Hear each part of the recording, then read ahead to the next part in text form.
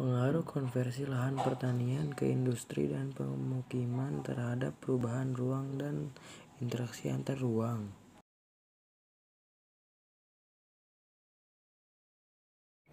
Pengaruh konversi lahan pertanian menjadi lahan industri. Deskripsi: konversi lahan pertanian menjadi lahan industri banyak terjadi di negara-negara sedang berkembang, seperti negara-negara ASEAN.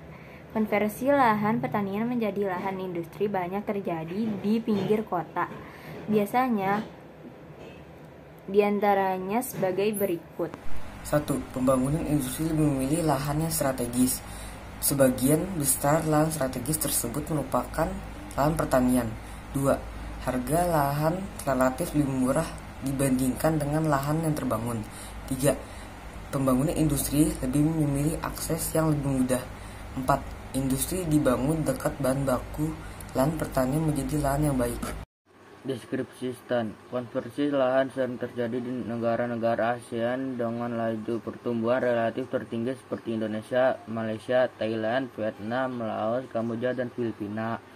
Konversi terjadi terutama di daerah pinggiran kota ataupun area persawahan yang letaknya berdekatan dengan fasilitas umum seperti dekat pasar.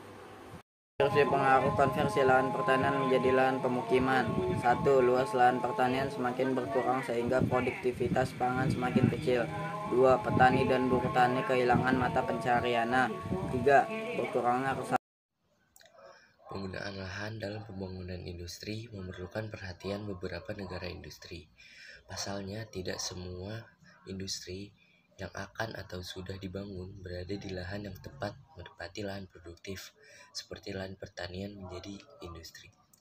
Berikut penyebab jika tidak memilih lahan yang bagus atau membuat lahan pertanian menjadi lahan industri. 1.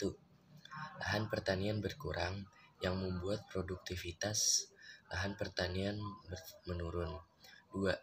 Lahan pertanian sekitar industri berpotensi terkena imbas pencemaran atau polusi dari industri, baik dari tanah, air, maupun udara. 3. Konversi lahan itu menular yang mengancam lahan pertanian.